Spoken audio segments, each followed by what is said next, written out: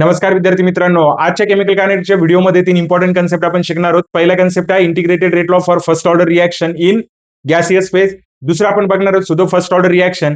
आणि तिसरा कन्सेप्ट आपल्याला बघायचा आहे unit of rate constant with respect to order, जो की फार महत्त्वाचा असणार आहे. त्यासाठी व्हिडिओ तुम्हाला पूर्ण बघायचा आहे. चॅनलवर नवीन असाल तर सबस्क्राईब करायला विसरू नका. व्हिडिओ आवडला तर लाईक आणि शेअर नक्की करा. सुरुवातीला आपण बघूया की फर्स्ट ऑर्डर रिएक्शन काय असते. मी ऑलरेडी तुम्हाला शिकवलेलं आहे की फर्स्ट ऑर्डर रिएक्शन काय असते. First order reaction is the reaction which rate depends upon the concentration of only one reactant raise to काय असतं बेटा, रेस टू काय असतं, raise to power 1. Raise to काय असणार बेटा, पॉवर काय असणार आहे, 1 असणार आहे. म्हणजे x ची व्हॅल्यू किती असणार आहे, 1 असणार आहे. आपण जर का हायपोथेटिकल रिएक्शन जर बघितली, ए इज कन्व्हर्टेड इनटू काय घेतो आपण, प्रोडक्ट घेतो, बरोबर की नाही. आणि मग याचा रेट काय येतो बेटा, रेट इज इक्वल टू काय येणार आहे, के आणि काय येतं इंटू ए, बरोबर की नाही. आणि याचा इंटिग्रेटेड रेट लॉ पण आपण लिहिलेला होता, जो की आता आपल्याला गॅसियस फेज साठी लिहायचा आहे. इंटिग्रेटेड रेट लॉ काय लिहिला होता बेटा आपण, इंटिग्रेटेड रेट लॉ आपण लिहिला होता के इज इक्वल टू 2.303 अपॉन काय येणार टी लॉग बेस 10 टू काय असेल ए नॉट अपॉन काय असणार आहे बेटा, एटी असणार आहे, बरोबर की नाही. ठीक आहे.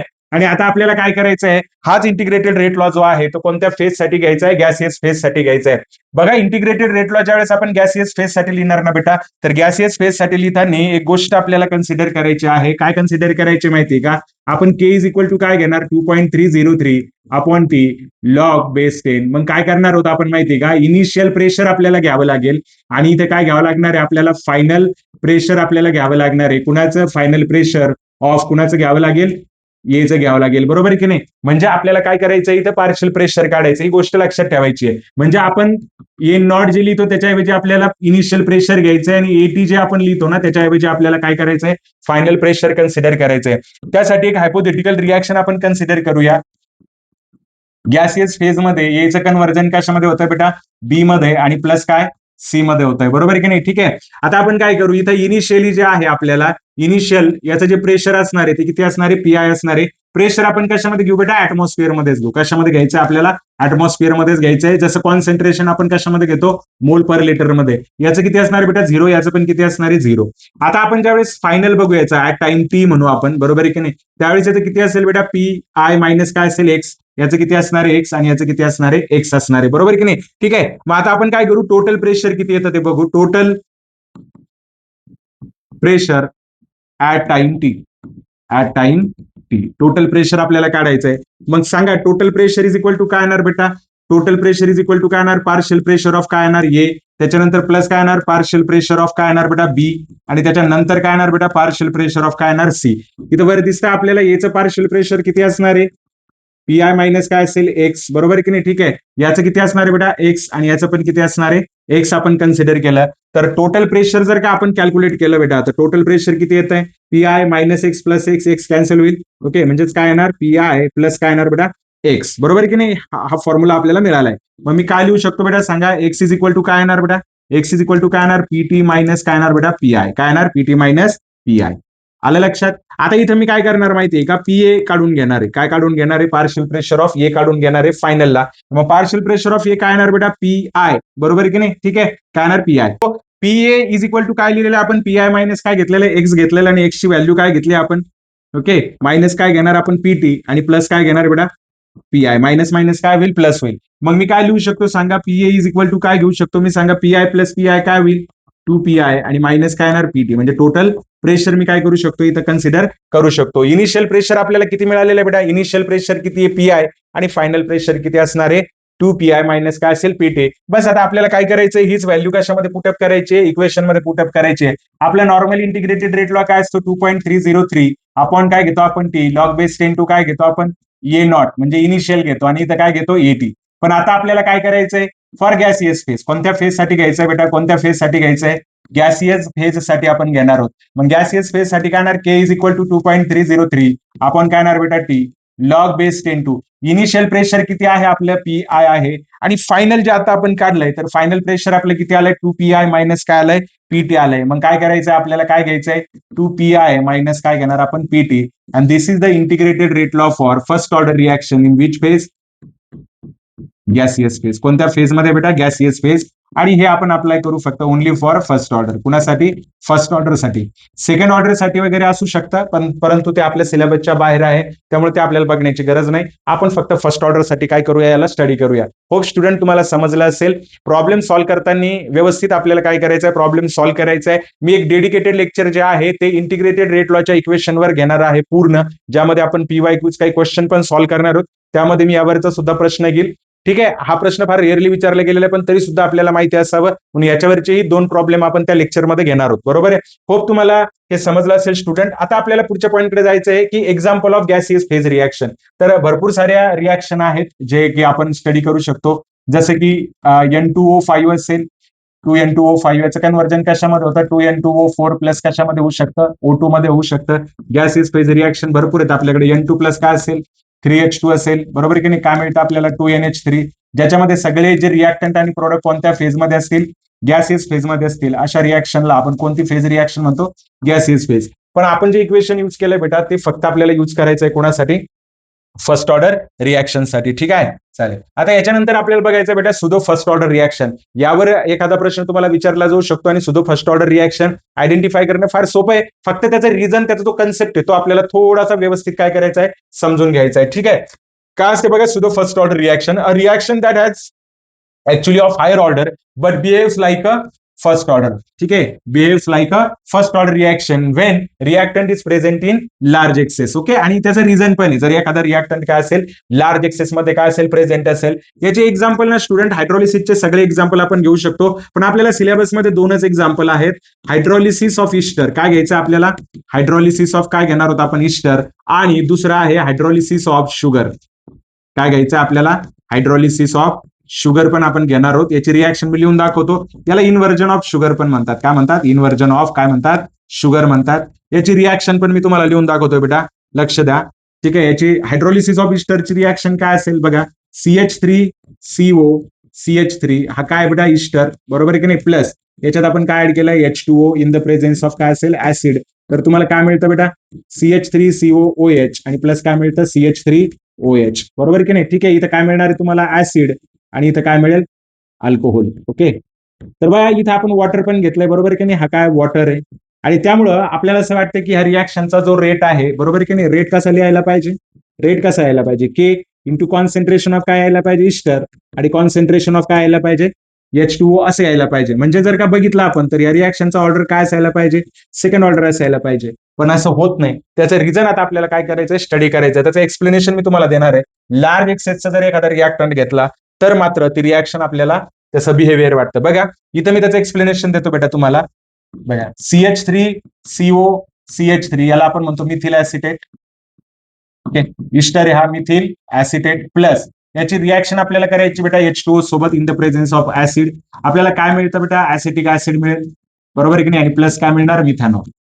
काय मिळतं आपल्याला? Acetic acid. आणि प्लस काय मिळतं बेटा आपल्याला? मिथॅनॉल मिळतोय. बरोबर की नाही? आता या रिॲक्शनचा रेट ज्यावेळेस मी लिहितो ना, तर रेट कसा लिहितो? अगोदर पण आपण बघितलं. याचा रेट मी कसा लिहिणार? CH3CO. बरोबर आहे की नाही? कसा घेणार? CH3 म्हणजे इस्टर पण घेणार मी. आणि इथं काय घेणार आहे? H2O. आता याच्यात काय होतं माहिती का? की H2O is already in large excess. हा ऑलरेडी कशामध्ये घेतलेला? लार्ज एक्सेस मध्ये घेतलेला आहे. Hence concentration of H2O is considered as constant. आणि म्हणून त्याच्यामध्ये झालेला बदल मात्र आपल्याला काय होत नाही? दिसतच नाही. त्याच्यामध्ये झालेला बदल काय होत नाही? आपल्याला दिसत नाही. म्हणून त्याला एक कॉन्स्टंट घेतलेलं आहे, ज्याला आपण काय घेऊ? K dash. मग काय लिहिता येईल मला सांगा? रेट इज इक्वल टू काय येणार? के इंटू काय येणार? K dash. आणि इथं काय लिहू शकतो मी? कॉन्सन्ट्रेशन ऑफ काय घेऊ शकतो? इस्टर घेऊ शकतो. आणि तुम्हाला माहिती आहे कोणत्याही रेट्स, 2 रेटचं डिव्हिजन किंवा 2 रेटचं मल्टिप्लिकेशन नवीन रेट आपल्याला याच्यात मिळतो. आणि म्हणून आपल्याला असा भास होतो की हे रिॲक्शनचा ऑर्डर काय असणार आहे? फर्स्ट ऑर्डर असणार आहे. आलं स्टुडंट लक्षात? तर कोणत्याही रिॲक्शन मध्ये जर का एखादा आपण रिॲक्टंट जो आहे तो जर एक्सेस क्वांटिटीमध्ये घेतला असेल as compare to another reactant, तर आपल्याला जो रेट ऑब्झर्व होतो तो फक्त जो लेस क्वांटिटीमध्ये आहे त्याच्या करस्पॉन्डिंगच रेट आपल्याला काय होतो बेटा? ऑब्झर्व होतो. होप तुम्हाला समजलं असेल. हे 2 एक्झाम्पल सुद्धा ऑर्डर साठी पाठच करून ठेवायचे. हायड्रोलिसिस ऑफ इस्टर आणि हायड्रोलिसिस ऑफ शुगर. याला इन्व्हर्जन ऑफ शुगर काय म्हणतात? मला कमेंट सेक्शन मध्ये नक्की सांगा. ठीक आहे. चालेल. आता एक शेवटचा पॉईंट आपल्याला बघायचं बेटा, युनिट्स ऑफ रेट कॉन्स्टंट. काय बघायचं? Unit of rate constant. Rate constant आपण कशाने लिहितो? के न लिहितो. सुरुवातीला आपण काय करू ना? रेटचं युनिट बघू आपण. रेटचं युनिट काय बेटा? रेट युनिट काय असतं? रेट युनिट काय असणार आहे? मोल पर लिटर आणि काय असतं? पर सेकंड. हे युनिट आता आपल्याला काय करायचंय? लक्षात ठेवायचंय. आता आपण काय करू ना, पहिले फर्स्ट ऑर्डर रिॲक्शन साठी बघू. कुणासाठी? फॉर फर्स्ट ऑर्डरच्या ऐवजी झिरो ऑर्डर घ्यायचं का? चालेल, झिरो ऑर्डर घेऊ आपण. झिरो ऑर्डर पासून सुरुवात करू. ठीक आहे. पहिले काय करू आपण? झिरो ऑर्डर रिॲक्शन घेऊ. Okay, zero order reaction. मला सांगा, झिरो ऑर्डर रिॲक्शन साठी काय येणार बेटा? रेट इज इक्वल टू काय येणार? के. ओके, आणि इथे काय येणार? A naught. बरोबर आहे की नाही? So therefore rate is equal to काय येणार आहे? के. बरोबर आहे की नाही? So therefore unit of K is, तर केचं युनिट काय असणार आहे बेटा? जे रेटचं युनिट असणार आहे तेच असणार आहे मोल पर लिटर पर सेकंड. हे लक्षात ठेवायचं आपल्याला. जर का केचं युनिट तुम्हाला मोल पर लिटर पर सेकंड असं जर दिसलं तर समजून घ्यायचं की कोणती रिॲक्शन असणार आहे?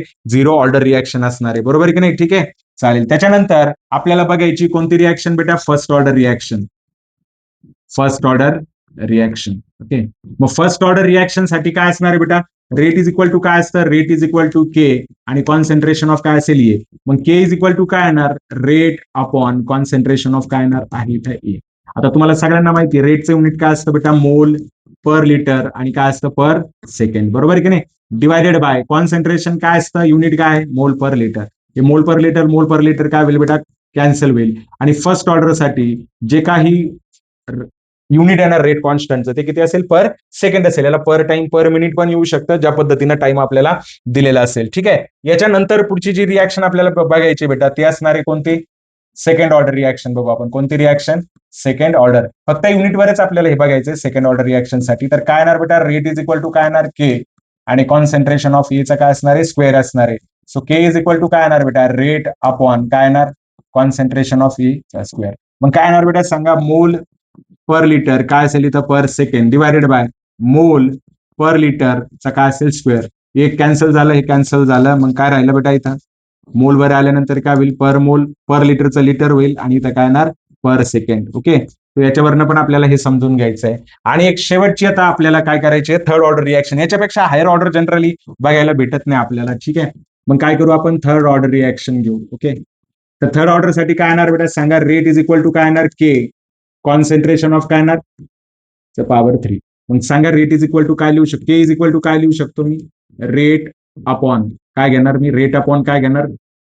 युनिट दिलेलं आहे बेटा आपल्याला? मोल पर लिटर काय असणार आहे? पर second divided by mole per litre आणि याचं काय असेल? की हे काय झालं बेटा? कॉन्स्टंट आणि इथं काय राहिलं? 2. बरोबर आहे की नाही? मग काय येणार सांगा? मोल ओके पर मोल स्क्वेअर. इथं काय येणार? लिटर स्क्वेअर आणि काय येणार बेटा? Second square. हे असणार आहे केचं unit.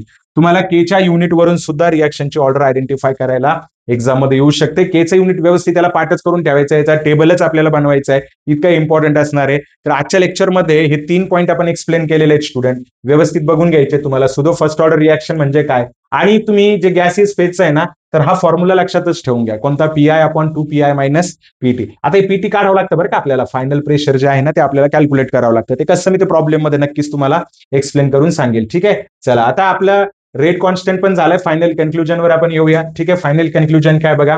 First order reactions depends on concentration of one reactant in gaseous phase. Pressure can be used okay instead of concentration. हे फार महत्वाचं आहे. ठीक आहे, काय यूज करायचंय बेटा आपल्याला गॅसियस फेज मध्ये? प्रेशर यूज करायचंय. रिअरली हा प्रश्न आहे पण येऊ शकतो तुम्हाला. ठीक आहे, त्यानंतर आपल्याला दिलेलं आहे सुदो फर्स्ट ऑर्डर जी रिॲक्शन आहे okay occurs when one reactant is taken in large excess. मी वॉटरचं एक्झाम्पल दिलं होतं तुम्हाला. सो हायड्रोलिसिस पार्टच करून ठेवा तुम्ही. त्याच्याऐवजी दुसरं काही एक्झाम्पल तुम्हाला येणार नाही. Units of rate constant depend on the order of reaction. हे मी आता फायनली तुम्हाला सांगितलंय. रेट कॉन्स्टंट जे आहे त्याचं युनिट जे आहे ते कशावर डिपेंड असणार आहे? ऑर्डर ऑफ रिॲक्शनवर डिपेंड असणार आहे. हा लेक्चर जर का तुम्ही केला ना स्टुडंट, तुमचा सुदो फर्स्ट ऑर्डर आणि युनिट ऑफ रेट कॉन्स्टंट तर क्लिअरच होऊन जाईल. फक्त इंटिग्रेटेड रेट लॉ जो आहे गॅसियस फेजचा, त्याचे प्रॉब्लेम सॉल्व्ह केल्यानंतर तुमच्या लक्षात येईल की त्याचा यूज कसा करायचा आहे. मी फॉर्म्युला डिराईव्ह करून दिलाय तुम्हाला. आपण प्रॉब्लेमवर डेडिकेटेड लेक्चर घेणार आहोत. त्या लेक्चरमध्ये मात्र तुम्ही समजू शकता की याचा न्यूमेरिकल कसा सॉल्व्ह करायचा असतो. ठीक आहे स्टुडंट, तर आजच्या लेक्चरमध्ये एवढंच. भेटूया नेक्स्ट व्हिडिओमध्ये. व्हिडिओला लाईक करायला विसरू नका, शेअर करायला विसरू नका आणि चॅनलला सबस्क्राईब करा. Bye bye.